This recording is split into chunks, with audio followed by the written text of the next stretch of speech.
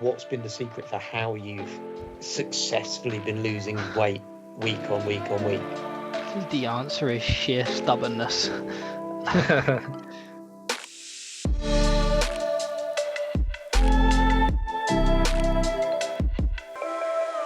Welcome back to Lose to Win the podcast with myself, Josh, and a guest host, our coach, Steve, from Hello. Hello, and another guest, another member from Manby at Bournemouth, Kevin, mate. How are you? I'm very good, Josh. Thank you for having me on. I'm excited to do this. So. Yeah, we did notice before we come to it that your name is featured quite heavily this week, so it's obviously a good week to have got you in the roundup. So off the back of something quite spectacular, so which we'll come to in a minute. How's your week been in general then? I've had the week off as well. It's my birthday tomorrow. Oh, very good timing for us. Well, yes. So I've had a nice week off. Lots of exercise. So we'll get to that part later, I'm sure. Yeah. Good going. Probably more than me, I would imagine. I tend to be focused on a diet rather than an exercise person. I'm sure you do both, but we'll come to that. How's your week then been, Steve? It's been good. I've been doing a lot of writing this week. The last couple of days in particular have been really productive, so that's got me in a good mood. Life's good. I was meant to be playing football last night, and then inexplicably, having done nothing physical or energetic all day, around about lunchtime, suddenly my ankle went all funny and I was limping. Oh no! But so I didn't. I mean, as you know, because you were both playing, I didn't play. But my son Peter, who is 20 and sometimes plays with us on Tuesday nights, he was due to be playing, so I had to come down anyway as his taxi. So I spent Tuesday evening having a very enjoyable time watching the football and chatting with whoever was in goal at the time for the Blacks. Yeah, would have been nice to play, but apart from that, it's been a good week. And you were the ball boy, ceremonial ball boy, I should say. The number of times it went over. Yeah, not the fastest ball boy that there's ever been. Yeah, fair enough. I imagine the ankle thing is something I might look forward to. You know, as you age a little bit, get a little bit on the older side. Small things inexplicably crop up. Ooh. I imagine. Yeah, my dad. youngsters in time. Yeah, I mean, my dad hurts himself just by picking something out of a drawer. So I'm assuming that I have those things to look forward to. Anyway, that as go on. The other thing I will say, I've had a really good week this Friday. I had a really good week with my weigh-in. I, having had really good progress in my first year when I started in this job, and I thought I'd try and lose weight along with everyone else. Just in the last few months, my weight's been creeping up and up and up, and I got to the point where I'd put on nearly 10 kilograms compared to my lowest, and I thought, right, I need to start getting that down again. So I set myself the target of losing weight every week in August, and also at least 1 week making team of the week, even though I would never put myself in team of the week if I made it. And this week I lost 1.5 kilograms. So I was very good. So you would have been in team of the week, yes. Well, we'll wait and see. Yeah, we've not. You're plot spoiling there, okay, Josh. give it away there. But yeah, so I was really pleased with that weight loss, and hoping. I'm not expecting another 1.5 this Friday, but if I can lose again and just keep getting that back down to more what I kind of feel is my right weight, which is somewhere between 80 and 85 kilos. That seems to be what I've settled at for the longest time. I'll be very happy with that. Oh, good on you for getting back on it, and it's a very good loss, and I'm sure you'll continue doing it, mate. What are you expecting this week? Do you know? 0.3, 0.4? I'll I'll be happy for a loss. I think if it's less than a half a kilo, I'll be disappointed, just because again, I've been pretty on it. But I'll take anything in the right direction. Yeah, fair enough. Very good. I will come on to the roundup then for this week's VFAT Bournemouth. I know that Steve is going to have a word or two about how I run through this, so we'll having him here is a nice bonus, I guess. You want to pull me up anytime you want, Steve? No problem at all. Stop me. A nice bonus and an added pressure for you.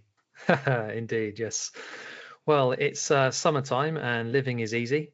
Fish are jumping and weight loss is low, unfortunately. Well, for some of us it is. Others have enjoyed a successful week. So with just over half of those who weighed in, managing a loss. For the club as a whole, it was a small gain, partly fueled by people returning from well-earned holidays, full of memories, calories, and hopefully good intentions for days to come.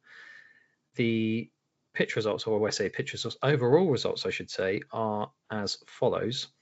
The Purples won 9-7 against the Blues. The Reds, I can't believe you beat us. No, sorry. It deserved win, I should say. 11-8 against the Yellows. Greens lost 13-10 against the Blacks. And the Oranges lost 7-6, a close one there, against the Whites. Blacks are the star performers of this week, with 7 out of 9 losing weight for a collective drop of 4.9 kilos. Their pitch opponents, Greens, were the only other team to nudge the scales in the right direction. That Black win, I should say, sees them seize the top spot in all 3 tables with just 4 weeks to go, unfortunately for us and our Yellows. Nothing is yet decided, though, we should say, but the Blacks are now in the driving seat. Our only milestone, our man of the pod, I should say, to report this week, and it is another huge one. And Kevin, mate, you're 25%. Yes. It's an incredible week for yourself. It brings your season loss to 7.2 kilos, I should say. And his total, well, we'll get Kevin to give us that in a bit. How are you feeling about your 25% quickly, mate? I mean, it's a big achievement, I must say. And I feel like it's kind of crept up on us anyway, in me particular. You've just been steadily going away at it. Exactly that. It's been slow and steady. It was a bit of a slow patch sort of from October last year, but as the reshuffle of the teams and sort of the final season of Purples has inspired me again. Very good, very good. Well, congratulations, mate. 25% is a huge milestone, and I know myself, Steve, and the whole league is fully behind you, mate. It's phenomenal. Really, really well done. Another 5, and you'll be in that Biggest Loser game next year. That's the goal. Yeah. Your Reds, I should say, overturned a pitch defeat against us title-chasing Yellows, with the 3-goal margin of victory just less than the 4 goals that you yourself, Kevin, are responsible for. The milestone plus the hat-trick that you brought in, making you a well-deserved match winner this week. Thank you. Well, I'll go full on Karen mode and say it's actually 5 goals because of the last man standing 2. Oh, yeah, okay. Well, I was going to come to that. Yeah. No, that's fair. Last man standing, yeah, I'll give you that. 10 players, or I should say, including yourself, completed hat-tricks, as we said, and there were 2 fallers in last man standing, leaving just 5 players still in the race. Matt Waterman of the Purples is the only one with a grace week available, but John Costa of the Greens, yourself, Kevin, of the Reds, Paul Briggs of the Yellows, and Peter Meach of the Oranges will look to push him all the way and score goals for their team in the process. I imagine that's going to be quite useful for the title chasers in that pack. Well, that's probably the Yellows, I would say, at the moment myself. So Paul, come on, Paul, keep it up, mate, for the last few. Mike Morris is the biggest loser this week, or the week's biggest loser, heading an all-new team of the week with impressive 2.4 kilos dropped. And the full lineup is as follows. So we had Mike Morris at the top with 2.4, Dom with 1.7, yourself, Kevin, with 1.7, which is a huge loss as well. Connor Skerman with 1.6, Liam Dancer with 1.6, Craig Drury with 1.5, myself, I snuck in there with 1.4, and Super Paul Briggs with 1.4 kilos as well. So there's plenty to cheer about, despite a slightly disappointing overall picture. There's nothing wrong with taking your foot off the gas from time to time, but it's good to get back into winning or losing habits sooner rather than later. I guess it's enjoy your summer, enjoy time with family and mates, and by all means enjoy the extra treats and indulgences that go along with those things. But remember that Man v Fat is all about enjoying life as part of a sustainable, healthy lifestyle. So let's take control of what happens next. Anything to add, Steve? Beautifully delivered, if I may say, Josh. Thank you very much. The pressure didn't get to me, which is just not something I can usually say. But generally, I guess that is the time of the year is not difficult, but it does tend to put a slight stopper, shall we say, in the overall loss with holidays, in particular August, I imagine. I don't know historically if you know if that's the case, Steve.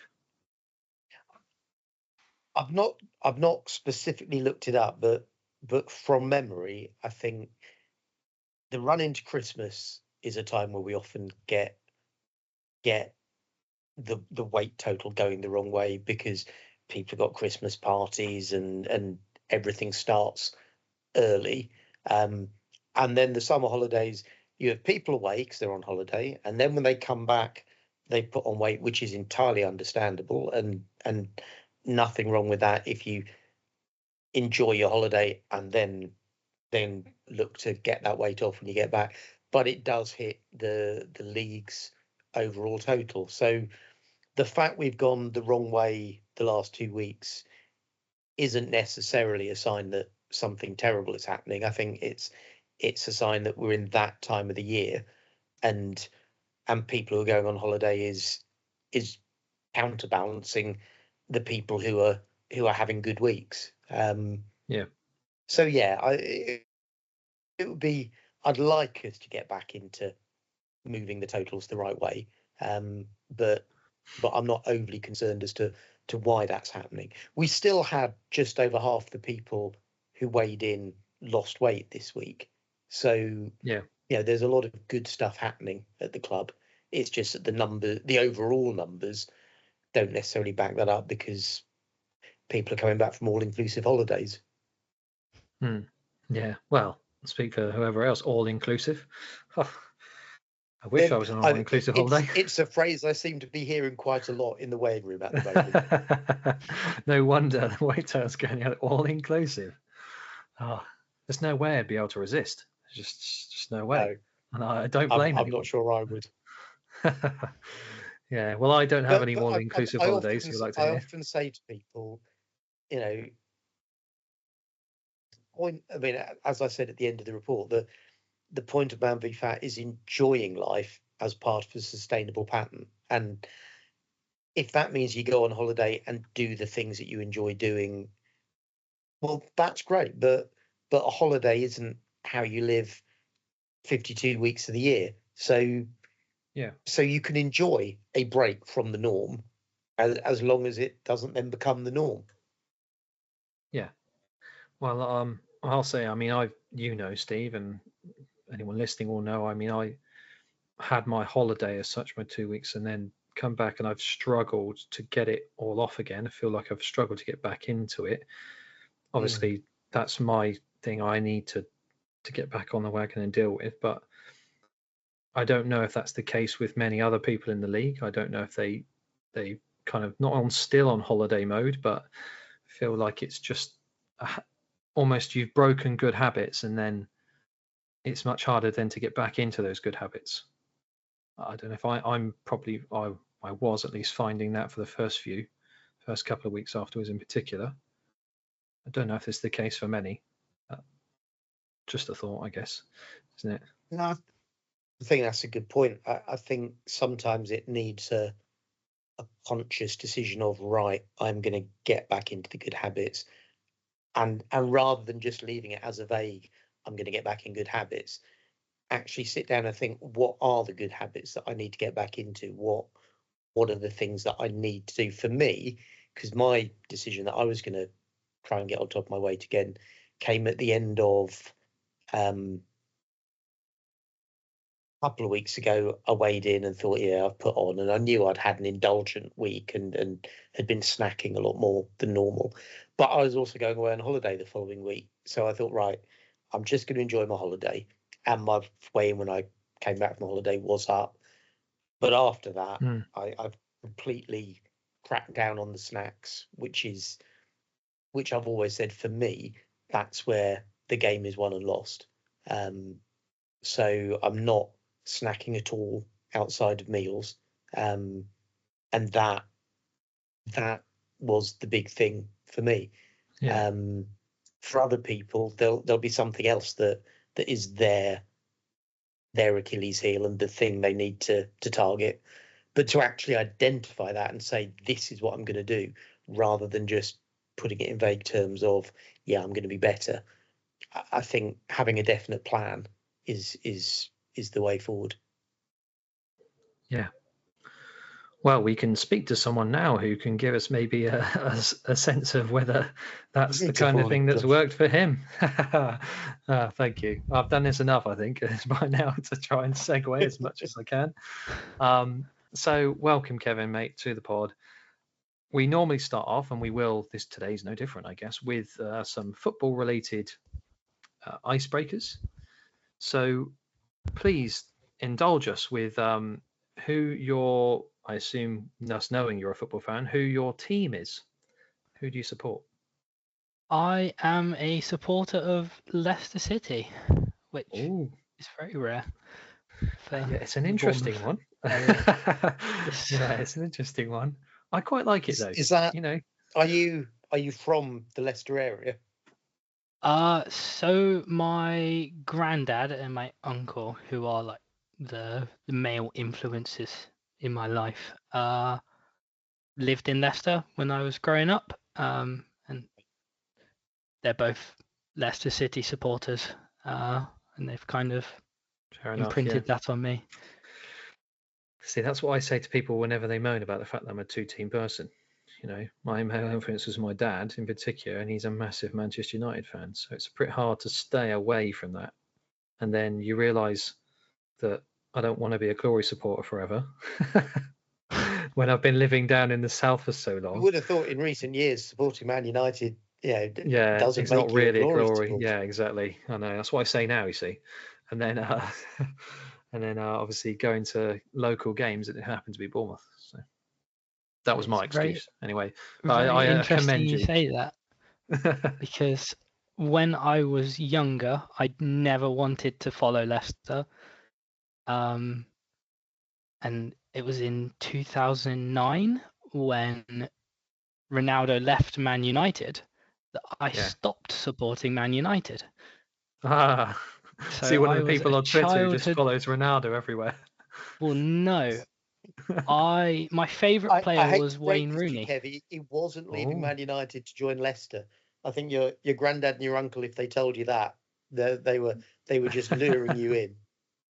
Well, I was never really a Ronaldo fan, if that makes sense. I don't know why that was the catalyst, but Wayne Rooney was always my favourite footballer growing up. Interesting, yeah. And then, so not a Leicester player then? No, so it was Wayne Rooney all the way. I don't know why. Well, okay. Well, I can see you modelled your game on him. So who was your favourite? Who's your favourite Leicester player then? Oh, there's only one answer to that question. Yeah, it's got to be Jamie Vardy. Yeah, fair enough. Yeah, I mean the fact he's still there as well and kicking around even after they come back down and come back up again, I kind of commend him for that and where he came from as well. I think as well the fact that after they won the title, he had the opportunity to move to one of the supposedly bigger clubs. You know, there was talk of a transfer to Arsenal, and the fact that he decided, no, I'm going to stay with Leicester. He was at a point where he could have made the move and would have been playing, but to stick with his club, I thought was commendable. A very interesting comparison you could see with a certain Bournemouth striker right now. Yes. Well, we'll see if he stays. Although, to be fair, Dominic Solanke hadn't just won the league title. No, but he's got the opportunity to go to big team. Will he stay loyal? Who knows? Well, I don't blame him. I wouldn't blame him for leaving. We'll probably come to this discussion a bit later, because I was going to ask you later down the line about how, for both of you, how your teams might do. So we'll come to that. But yeah, wouldn't blame him anyway. Have you got a favourite memory of supporting Leicester? Is it the title? Can it only be anything? It can't be anything else, can it? I give you two. Go on. And one of them is Yuri Tielemans' goal in the FA Cup final. Yeah. Fair enough. Well, for me, was not the highlight of the match. Oddly, it was the highlight of the match for me was Ben Chilwell's disallowed goal. Yeah. And obviously the title lifting in that. Yeah. Such the game we had, and they bought Baselli out, and he sung Nessun Dorma, and it brings a tear to my eye. Yeah. I was just thinking, did you expect it as a fan at the time? I have to admit, I can't remember how long ago it was. Now, it was 2016, was it? So No, I didn't start believing until we beat Man City and Robert, who scored twice. That was it. I was like, it's happening. It's an amazing story, though, isn't it? Like, because out of completely nowhere. But I think that's what quite a lot of Prem teams kind of hold on to. I know it's rare, but there's just that. It's the kind of success story that everybody said could no longer happen. You know, in the old pre-Premier League days that neither of you probably remember, every now and again a team would come up and have a serious tilt at the big boys, and even sometimes win it. Like Forest won the title their first season back in the old First Division. Everybody said that just can't happen anymore, and the fact that it did with Leicester, I think, gives hope to all supporters of smaller clubs, even if in reality it's not likely to happen again for a few generations. But it showed that it can happen when everything just comes together at the right time. Yeah. What I loved about it is, although they did have some very good players, I think underrated at the time, it was a team thing, isn't it? It's it's very much a team dynamic, team belief, and I love that story, really, if I'm honest. So it's good to discuss it again. It's been a few years, I must admit. So there we go. I'll ask you now then, what do you expect for Leicester now they've come back up again? What do you expect from them this season? Well, I don't entirely know how to answer that question because of the financial fair play situation. Yes. Did forget about that, to be honest. Yeah. So it all depends on how many points we're going to get deducted. I think is there definitely going to be a points deduction? I think so, but that's probably because we tried to fight back. Yeah. Okay. Fair enough. Yeah. I don't think they like that, to be honest, and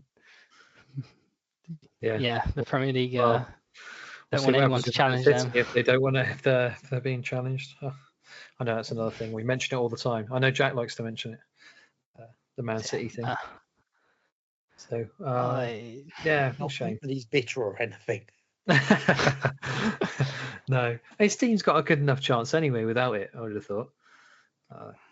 Anyway. Well, I'm going to be bitter because if Man City are found guilty, they've cost us the Champions League on 2 occasions, which is cost us a lot of money. Yeah, that's a good point. I'm sure there was a lot. Well, every team in the league can say that to some degree, aren't you? It cost Liverpool a title, to maybe even Man United one. Cost, just trying to think. Yeah, several people Champions League. It would cost, in theory, by that virtue, cost people relegation. Because they're in the same league ultimately. Yeah. So, yeah, we could kind of play that game forever, couldn't we? Really. Yeah, I'm not sure that Fulham have got much of a case to make that we've been significantly impacted by it. Maybe not. Anyway, so that's your footballing stuff. That's quite interesting. I do have to admit, it's nice to have someone who isn't a supporter of the top clubs, or rather have 2 people on who aren't in particular. So that's quite good. Usually, with this, it seems to be. We say this quite a bit. There seems to be a large preponderance of Arsenal or Spurs or Man United fans in our group. So it's quite nice to have something different. Anyway, onto your Man v Fat stuff, mate. The reason why you're here as such. Yes. First thing I should ask you really is when did you join Man v Fat? When did you realise it was necessary? Well, that's a long story. Okay, well, please regale us with the tale. So I have I say overweight. I'll use that term. I've been overweight probably since I was 12, 13, and I'm now 25. So it's been a long time. And I would say probably since I was 12, I've suffered with depression. And that's kind of the reason I put on loads of weight. It certainly contributed a lot to it. So nobody will know this, but my mum is disabled and is really unwell. And she's got lots of medical conditions, and has ever since I was a young child. And I don't have a relationship with my dad, and I'm the older of 3 siblings. From the age of 12, I've kind of had to look after myself and my siblings, and it's not been the easiest of childhoods. Yeah, it's hard. Yeah. And about February last year, I went to see a doctor and I was diagnosed with ADHD, which, looking back on my childhood, makes so much sense. And it's a hard one because I know some people have the view that ADHD is not a real thing. Trust me, my sister won't mind me saying she suffers quite a lot. She's autistic. She's got ADHD, and so I know. Yeah, I know. So the small things. Well, it's not even just the small things, is it? That can. No, anyway. If I could explain ADHD for someone who doesn't understand, it's you think something in your brain. So, as an example, it will be, okay, I've just ate my dinner, finished the plate, need to take the plate to the kitchen. What you'll then do is you'll think that, and then 2 seconds later you'll go, oh, I'm thirsty. Stand up, walk into the kitchen without the plate. Yeah. Get yourself a drink, come back to the table, and then the plate's still there. And that may seem like something minor, but then what goes through your brain is, why have I forgot the plate? I feel like an idiot, feel a bit useless, and then you start to go on this downward spiral. And it's hard to kind of say that it affects so many things. And after I was diagnosed and been given some medication, I can just everything is different. I just feel like a functional human again. It's just yeah. No. Well, I'd love to hear that part, but yeah. How much, aside from the medication, which obviously is helping, how much does someone identifying what it is and putting that name on it, how has that helped you has that made a difference in how you cope with those feelings? Yeah, it's made a huge difference. So I no longer beat myself up if I do forget something, or and the people around me. So I was always, when I was growing up, if I forgot something, it would always be, oh, you're lazy, or well, yeah, it would be you're lazy, why have you not done this, why have you not done that? And now to go back, and especially like my family now, they'll know, oh, he's not done that on purpose, he's forgot. And it does genuinely feel so much better not to feel bad about forgetting things. Do you mind me asking, if your family been quite supportive and understood and kind of grown to understand what it is and how it affects you? Yeah, my mum is. She's the best mum I could have asked for. Yeah, she's really good. Yeah, amazing. Oh. And I'll bet as well with the situation you described growing up, with you the oldest of three siblings and having to shoulder an awful lot of burden that most 12-year-olds aren't called upon to shoulder. I'll bet she's proud beyond words of you for taking that on. Yeah, amazing. So how did you say you struggled with the weight, obviously from being a teenager? How did you come to join Man v Fat then? What? Well, that goes back to the ADHD diagnosis. One, I was unhappy in my job, as many people are, and once I was diagnosed with ADHD and I could actually start to function, I started looking for a new job. And I found myself paired with this really tall, bearded geezer called Jet.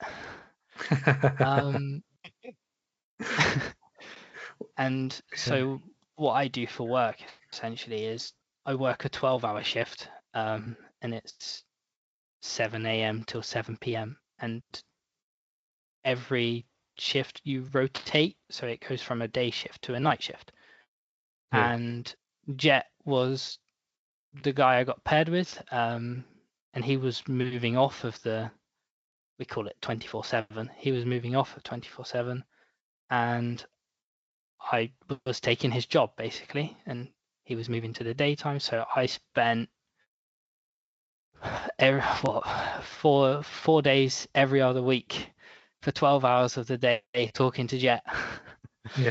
And we fortunately lived very close together at the time. It was like 10-15 minute walk away from each other, and he told me about this thing called Man v Fat, and I was like, oh, I haven't played football in ages, or I don't know how good I'll be, and basically inspired me to sign up. So thank you, Jet. Yeah, we have that in common actually, mate. Jet's introduced me to the league as well. Different I was going to say I had it in the back of my mind. It was Jet that brought you along, Josh. I used to play Wednesday nights with him with another group of lads in Wareham, and he I think you guys needed someone on a Tuesday night to fill in. Came along, and then they got ambushed by you, Steve, at the end. About hasn't Jet explained the league to you? No, he hasn't. But I'd love to join. So yeah, I will pick this up. There's a few times you've said on the podcast how I rope you into the league without ever telling you what it was all about. You had no idea it was weight loss. I genuinely thought Jet had filled you in on everything, and you knew what man versus fat was.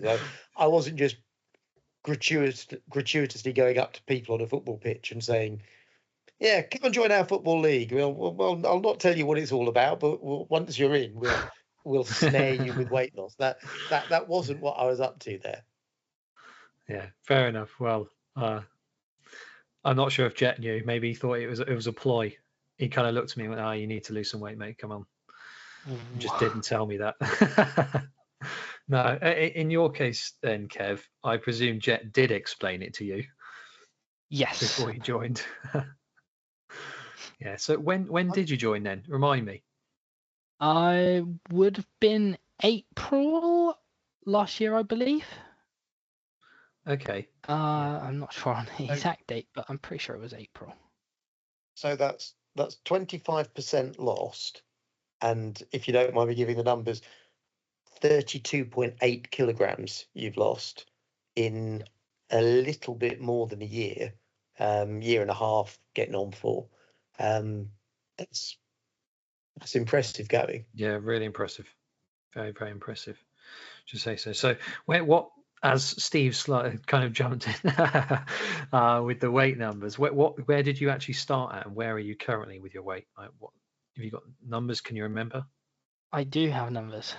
I started at 126.4, and I've lost 32.8, which brings me to 93.7. Wow. Yeah, amazing. It's funny, you started about the same way as I did. 126, I think I was 126.5 when I started. I think Jet obviously has a type. He goes for people about 125, 126 kilos and ropes them in. Yeah. So, Kev, what difference does being 32 kilograms lighter make just on a day-to-day basis? I mean, just in terms of going about your normal business. I used to get shin splints whenever I would walk sort of for more than 10 minutes, and that was horrible. But just on a day-to-day basis, it's incredible how much you actually feel better. Like, I could walk up and down the stairs and not get out of breath. yeah. I don't know how to explain it. Just everything is just so much easier. It's hard to explain. I guess as you're lighter, just obviously your joints, you've got less pressure on all your joints, really, I would assume, but in particular lower half, I would assume. Yeah. Then, as you say, going up and down stairs then is easier because you don't have as much weight to push, and also, you're probably fitter from doing from football and various bits of exercise, I would assume. And I don't want to put words in your mouth, but I presume it's just small things like just moving around is just easier in general. And then that, I would have thought, it just affects your mood as well, because things are much easier to do, if that makes sense. Definitely. As I say, that's for you to tell me, but that's what I would have assumed anyway, at least just from the brief weight I've lost. So, what's your kind of? Do you have a target in mind? Have you got maybe not a specific number? Obviously, people do targets in different manners. Some go for a big number, although we generally recommend something small, bit by bit. What have you got in mind? Well, I'd like to hit maintenance. What's that for you? Do you know? I don't actually know, but I'm guessing it's probably around the 80 kilo mark. I think I did have a look at this before we came on, though I didn't jot the number down. I think it's a high 70s is maintenance for you, 78, 79, something like that. And I know you've got 2 more percentage milestones to get through before you hit it. So you've got your 30 and your 35%, and then I think the next after that is maintenance. So you're well on the way to it, but still absolutely, still a There's some decent to go, challenge but ahead. But that's the goal. can I pick up on something that you said earlier on? You said that you've made slow and steady progress with the weight loss since you joined, and you hit a slow patch round about October. One of the things I've noticed is there are some people who join the club and start off going great guns, and they lose lots of weight quickly, and then they hit a wall. There's other people who start off really not making any kind of dent on what they're wanting to do, and then suddenly something clicks and everything changes and it starts coming off. I might have this wrong, but my recollection of you, I don't remember you hitting a slow patch. The progress seems to always have been ongoing and in the right direction. Is that a fair assessment of your journey? Yeah, so I've always tried to lose weight every week, obviously. But in October last year, my mum got pneumonia, and she was in intensive care, and it was just a really hard time. So that would be why I had the slow patch. But it was a slower patch rather than a stalling patch. Is that? Yeah, I mean, I was still. I don't think other than when I had my holiday and came back 6 kilos heavier. I don't think I've ever had a big way up. No, I don't recall you doing that. Although that was one of the great post-holiday weigh-ins of all time. I enjoyed all inclusive to the full extent, and I'm do not feel a tiny bit guilty about it. Yes.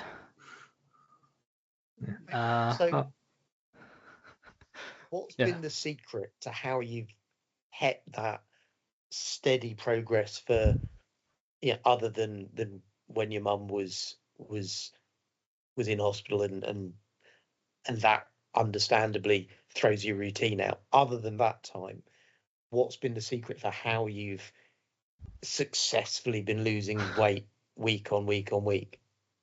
The answer is sheer stubbornness. For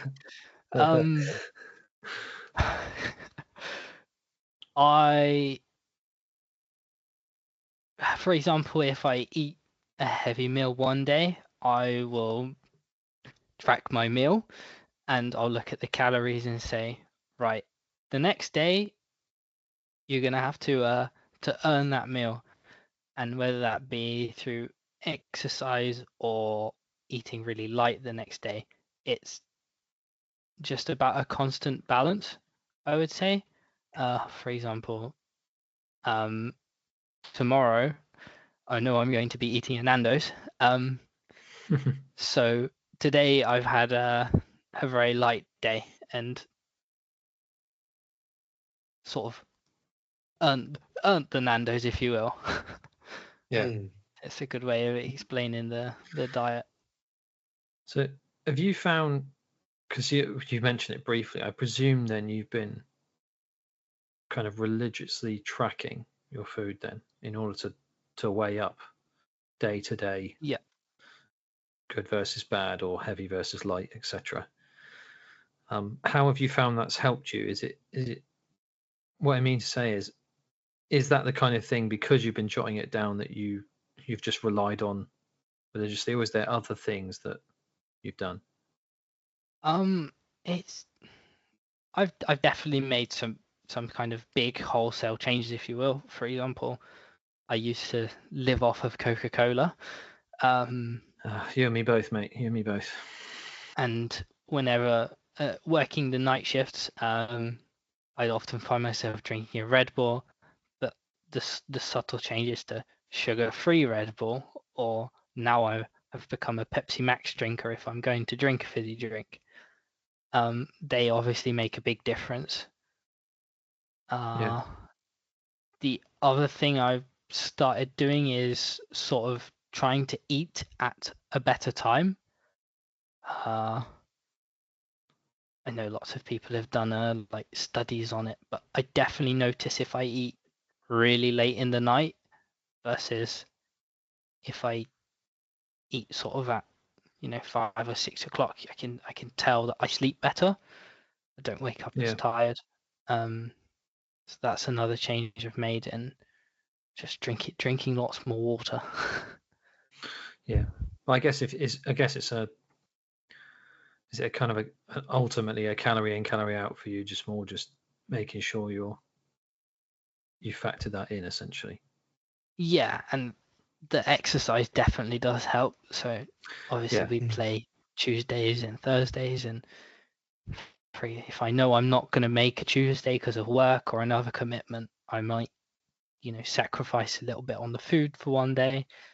And it's sort of got in this last sort of stint, if you will, I've kind of got into a really nice flow, and everything just seems to be working itself out.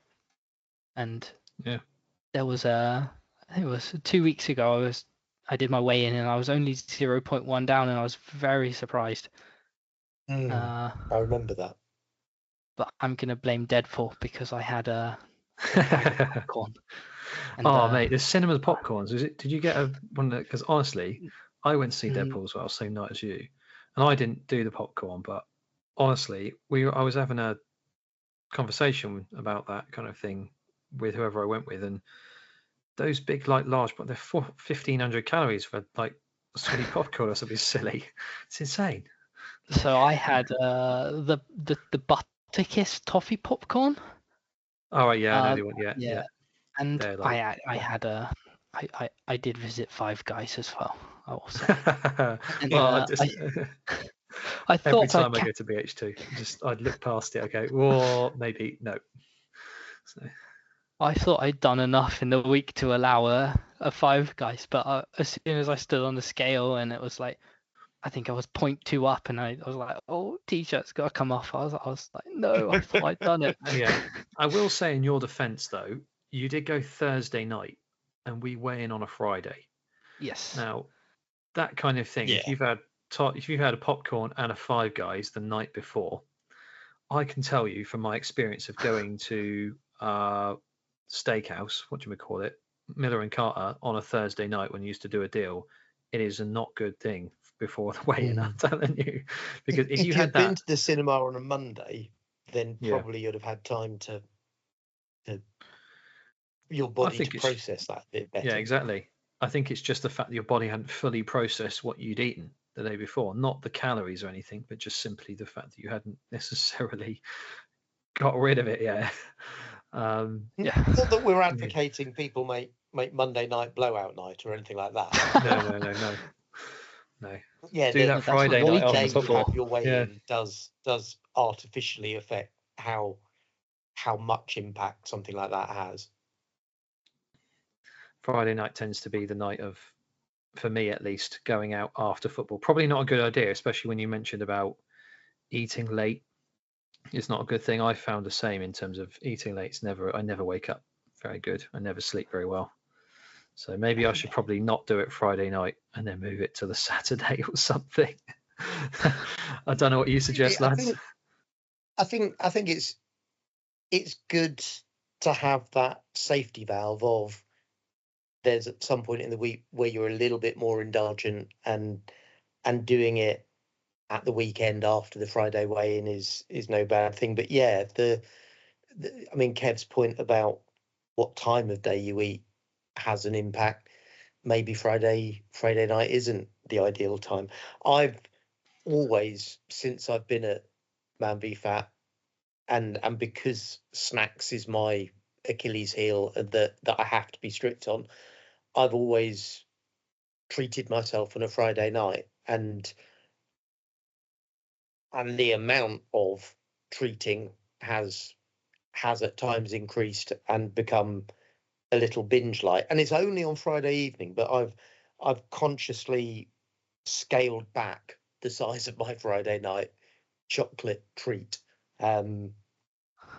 as part of my current trying to get the weight back down. So yeah, maybe avoiding Friday night might help, but you Yeah. know, you still need to give yourself a treat and a Absolutely. break as part of coping with it the rest of the time, I think. Yeah. Well, I was saying, you, Kev, was saying about, obviously, that Thursday you went and you had your popcorn and your Five Guys. Like, that's that's something you could afford to do, clearly, because you've done so well previously in the week. You may have got close on your weight, but you're only close, as we said, because it was artificially high. It wouldn't have been if you weren't, if you'd had it on the Wednesday, for example. I'm absolutely certain you would have lost, whatever you were on to lose as such. I don't think it would have affected you greatly one night. I don't know. So do you, I know you said about factoring those in. How often do you have nights like that?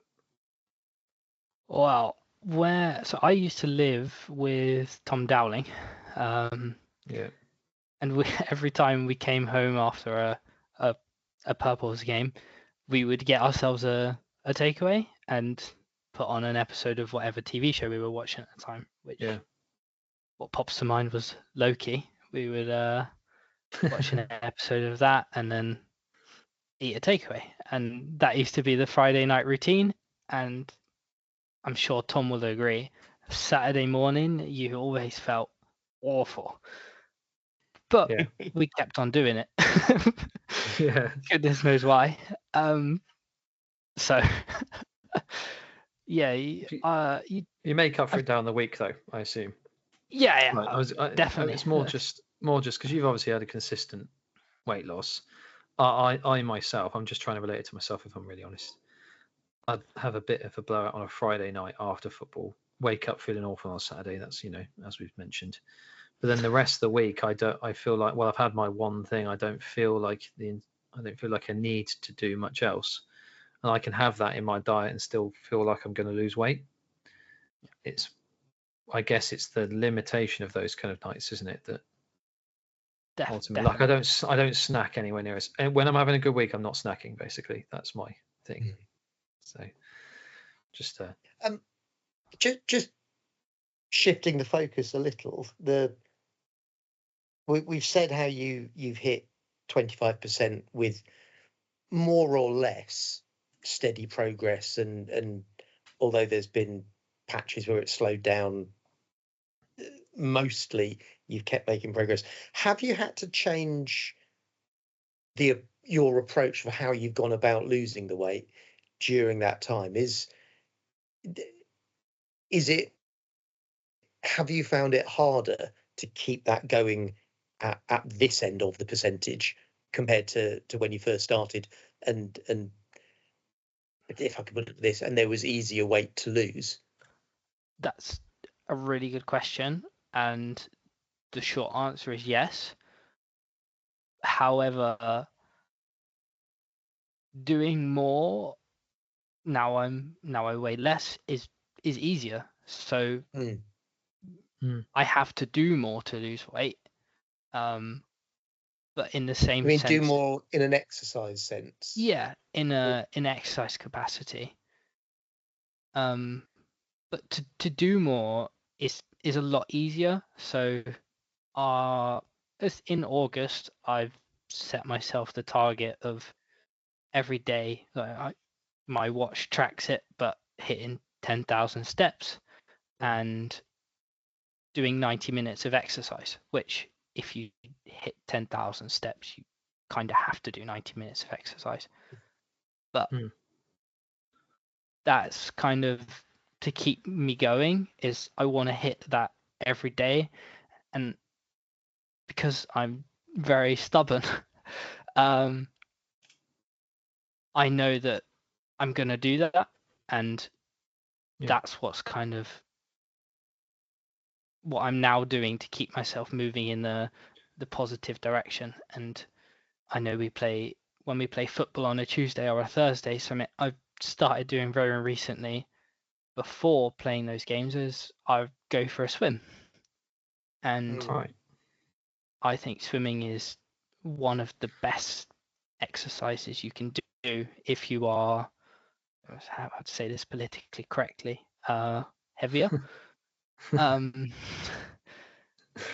Yeah, that's funny. I keep saying that to myself as well about swimming. It's more the cost involved in getting down to do swimming is my thought, but that's just me personally. Yeah, so I'm a BH Live agree. member. Swimming is excellent exercise. I've always had a blind spot where swimming is concerned, just because when I was a kid, I used to get loads and loads of ear infections, and as an adult, it feels any time I go into a swimming pool, it gives me an ear infection. So I just don't want to know with swimming. But I agree. For most people, it's a brilliant thing to do. Yeah. It's something I did when I was younger. Personally, I swam a lot. I was even in swimming competitions, so it's not like I shouldn't do it or couldn't do it. Maybe that's something to include. I noticed also, Kev, that you cycle to and from football sessions as well. Not every time, but most times. Is that because you're cycling to go swimming and then back? No, so it's actually the opposite. So I've stopped cycling recently to go swimming. I see. How far is the cycle to sessions for you? So to Little Down is 10-15 minutes of a cycle. But I've also cycled to the Two Rivers meet a couple of times on a Friday, which is definitely less fun. But yeah, not something I'd recommend just before you play football. Yeah. Did you do that this week? Yes, I cycled with George. Yeah, I bumped into the two of you as I arrived, and I do recall you bemoaning the fact that you're just cycled. Yeah, that's about half an hour cycle to get to Two Rivers meet. So how have you found the motivation as such in keeping up with the exercise? It's honestly stubbornness. I've told myself this season especially, I'm gonna get to the end in Last Man Standing, and I regrettably lost my Grace Week to watch England play Iceland, which I'm very, very angry about. Yeah. So it's just I've set myself this target. I'm gonna hit Last Man Standing. I'm gonna get to the end without putting on weight. I know Matt's doing really well, and I really, really, really hope he doesn't slip up. And it's just that's where I am. We've noticed that a lot in the league, haven't we, Steve? Last Man does tend to be a very good initiative that keeps people engaged in week to week. It's a good one for motivation, I think. Especially once you get to the stage where you're scoring goals, or where you're about to get to the stage where you're scoring goals, and you don't want to be the one or two who miss out. But yeah, for now, for the last 4 weeks of the season, if Kev keeps losing weight, he gets a goal a week. Nice. That's the plan. Yeah. Well, I think it did wonders for me last season, not going to lie. I think first time I managed the whole season, which was I was impressed with myself, to be honest, to do that. So yeah, mate, I know what it's like. Shame that you had your holiday in Vegas took you out for 2 weeks really early on, which just took you out the running straight away this time. Yeah. Meant to ask you then, Kev, is there anything you recommend people try day to day? Is there anything you've changed, other than even if being it's like, incredibly stubborn. yeah, other than being incredibly stubborn, other than the mentality side that clearly you have, it's more small things that you've done. I know you mentioned like Coca-Cola, and it's not necessarily nutrition, but Yeah. are there things like that you have switched or changed parts of your routine? I know you, outside of your work, of course, that have helped you. Definitely, yes.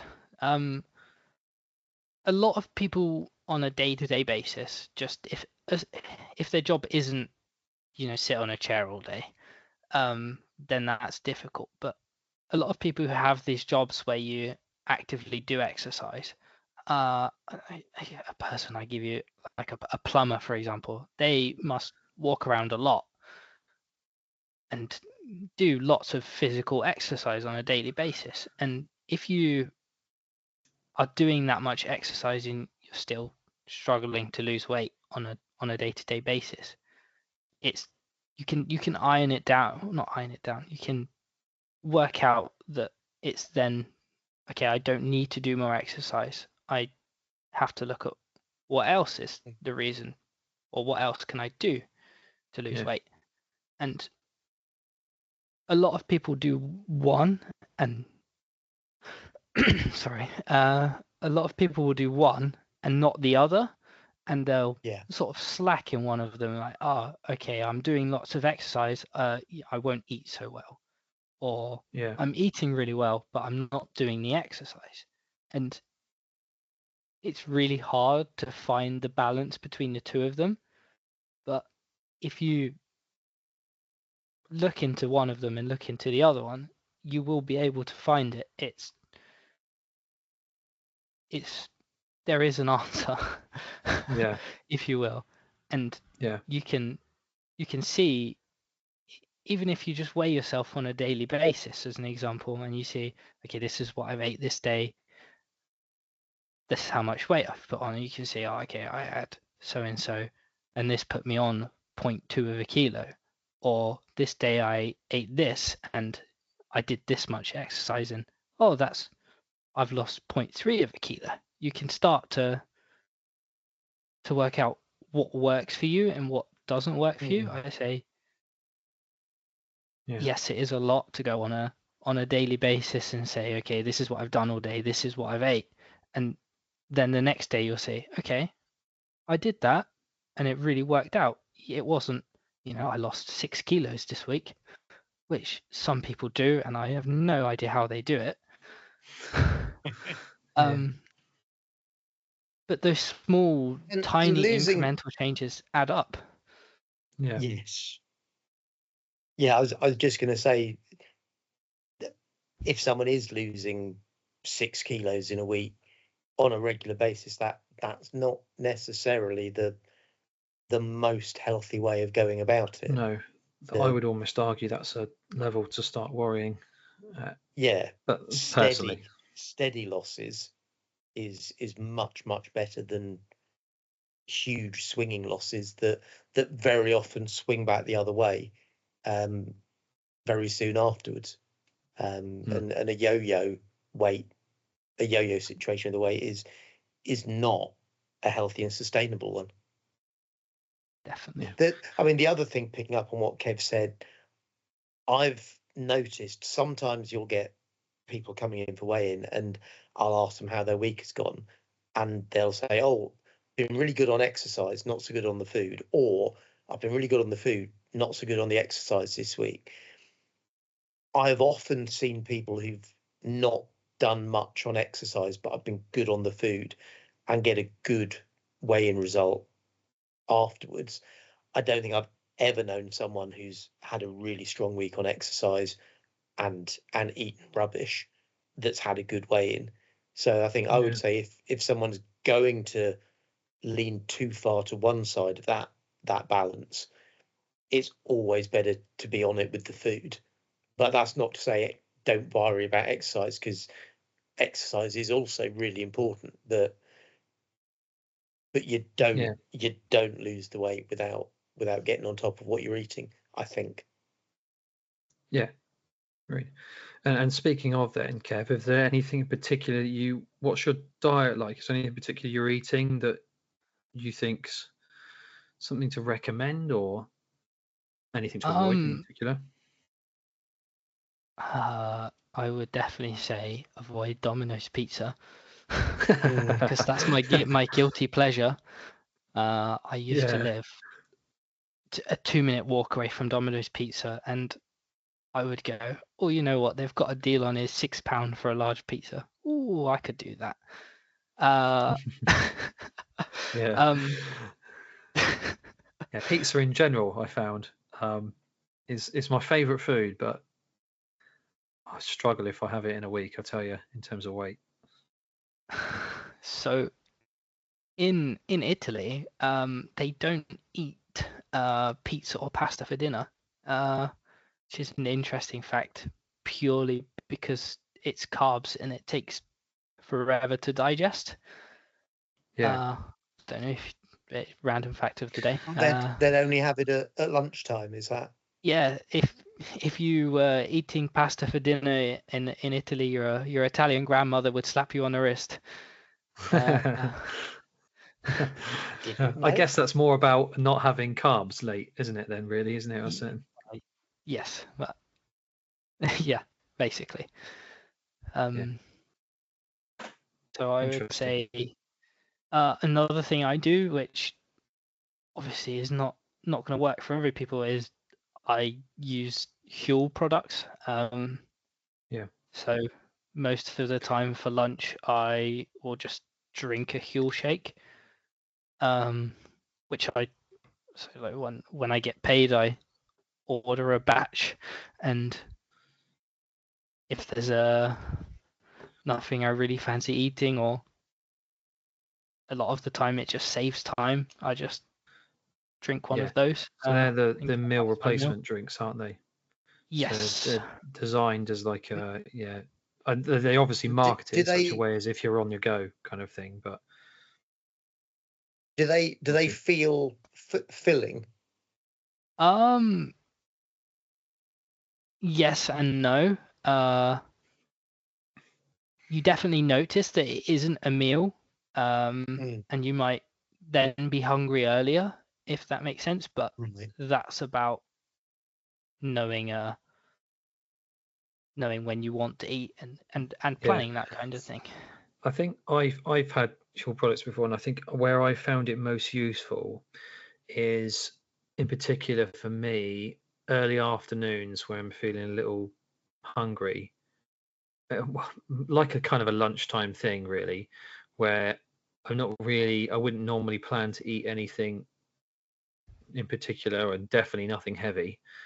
Something very light for lunch, where I just kind of replace it with that, and then have my dinner, although slightly less of it, at my usual kind of time. That's when I found it's more a case of the thing to avoid. I find is having a Huel as a dinner replacement. That's really not. That's not something I would advise. I actually think it's a bit counterintuitive. That at least in the weeks where I have tried that kind of thing, it's not worked well for me. So that's just for me it's definitely a lunchtime thing. Just they're like about 400 calories, aren't they, for one of those 500 ml, somewhere around that? I have one right next to me.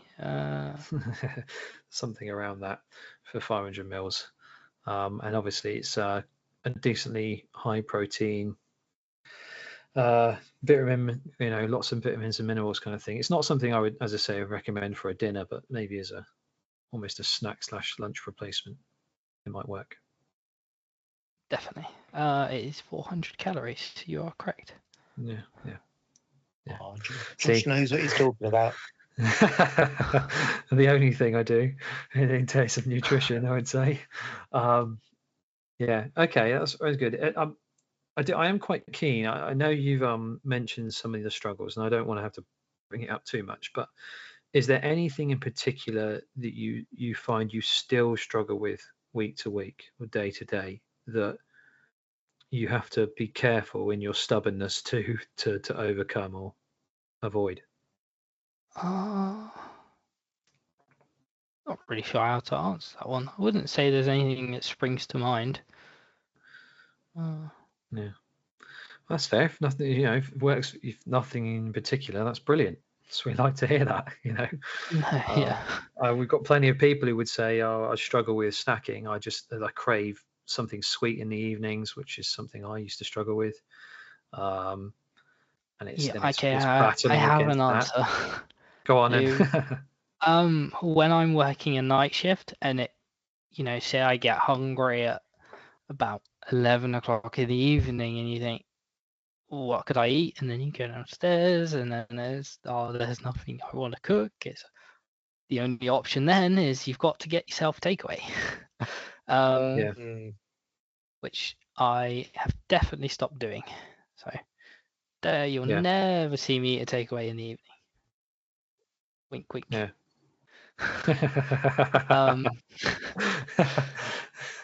Yeah. Okay, but it's that craving though, isn't it? It's that, especially, I think this goes back to kind of partly on a meal prep thing.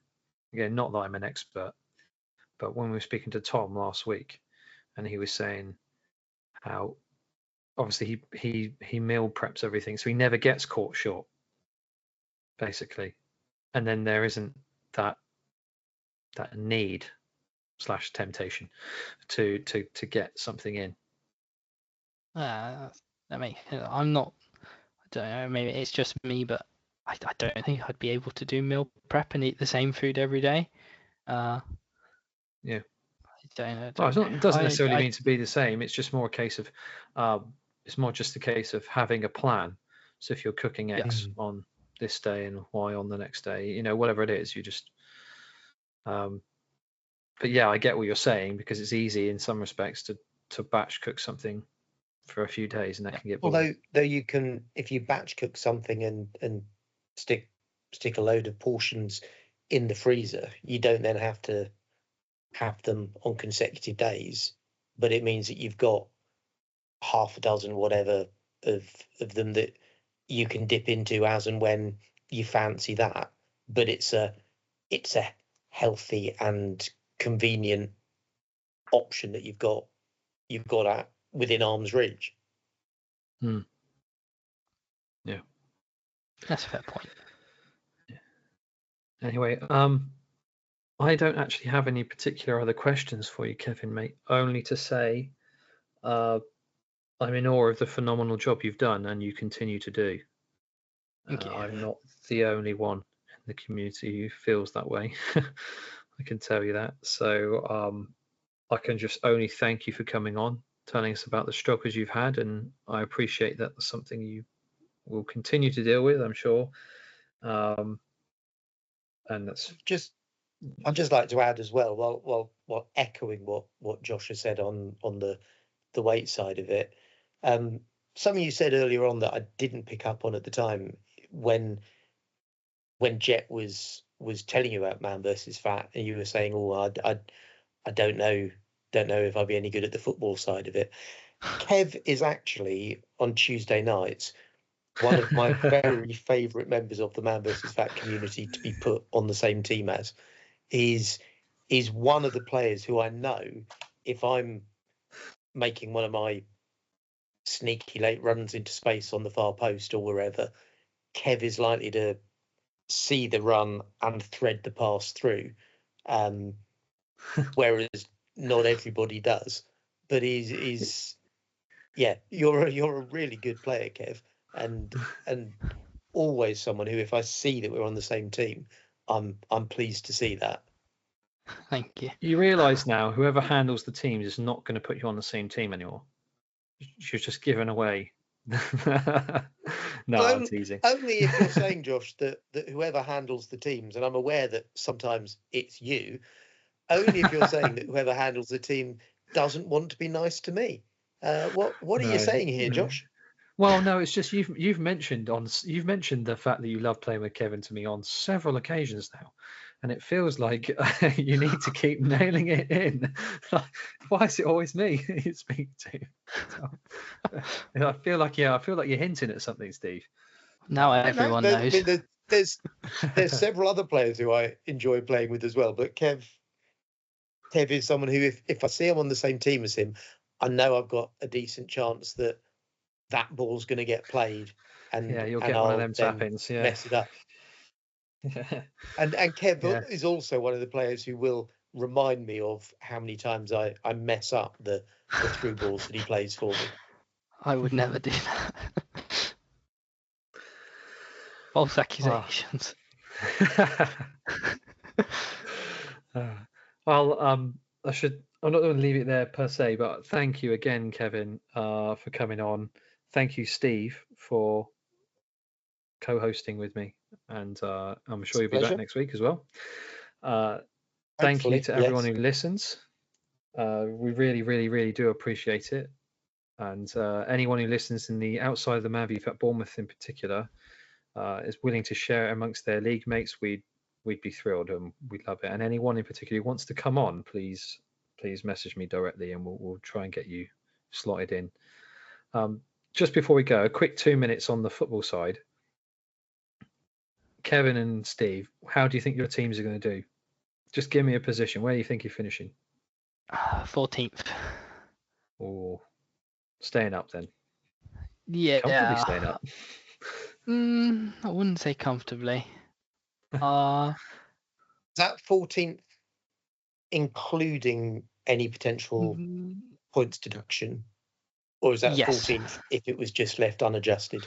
Oh, I think 14th including points deduction. You know what, Josh? Thank you for this opportunity. Last season, my beloved Leicester played against the Premier League team, and we won.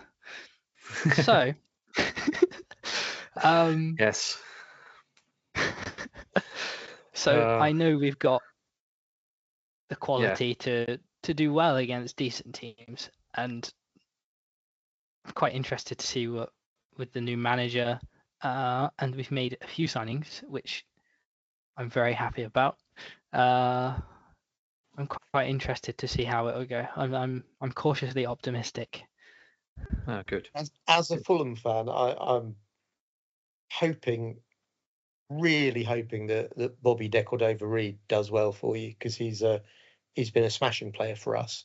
And although I think he wasn't going to get the game time this coming season, and it was probably the right time for him to move on, I'm delighted he's still in the Premier League, and he's one of those players who, in terms of his attitude, is exactly what a newly promoted team needs. He will work his socks off for the team, and he'll fill whatever role is needed for the team, and provide a bit of Premier League experience as well. So that's one, probably not your highest profile signing, but I think that's a really good signing. I think that's kind of historically the kind of player that Leicester have always gone after. So, Well, how about you then, Steve? Fulham. I think when I was on a few weeks ago, I said I felt we would be a middle third team. I'm a bit more optimistic now. I think we've got I said then, Fulham are one of those clubs who we aspire to be a top half team, or a second quarter team in terms of the league table. Realistically, we're probably a middle third. I think this could well be a somewhere between 6th and 10th. We've signed Sessegnon, who has come back home, and it looks like he's chiefly going to be there to provide backup or competition to Robinson at left back. And Robinson was our player of the season last season, but the drop off from him to whatever the next option at left back was quite big. He's also a contender, Sessegnon, to play in either of the wide roles in the front three. which is where he mostly played in his previous spell with us when he started with us. But if he gets his game back and if he gets over all the injuries, that's a great signing. Then we've signed Smith Rowe from Jack's Arsenal, which I think is a fantastic signing. We've lost Paulinho, but there are noises being made about various other people to come in and replace him. If we adequately replace Paulinho, I think this Fulham team is looking better set up than any Fulham Premiership team in recent years. And I'd say there's a chance of it being a really good season. Maybe even pushing for Europe, but certainly top half, I think, is ambitious. I mean, pushing for Europe rather than necessarily making it, though who knows. But fair enough. But I think it's gonna be a step forward for Fulham this season. Well, I hope for your sake. Said he with all the optimism of August. Yeah. As I've asked you both about your teams, I should probably conclude with both of mine. Ha ha ha. So I think just to put some positions on it, I think Bournemouth will be 11th, and I think Man United will be 5th. There you go, sorted, quick. Either side of the mighty Fulham. Yeah, maybe not. I'd like to think top half for Bournemouth, but if they lose Solanke. Is this Bournemouth post Solanke 11th? Bournemouth post Solanke 11th, assuming we replace him to some degree. If he stays? If he stays, I think we'll be top half, just inside 9th. Anyway, that's my opinion at least. Anyway, I'm sure there'll be more optimistic and some less optimistic on that one.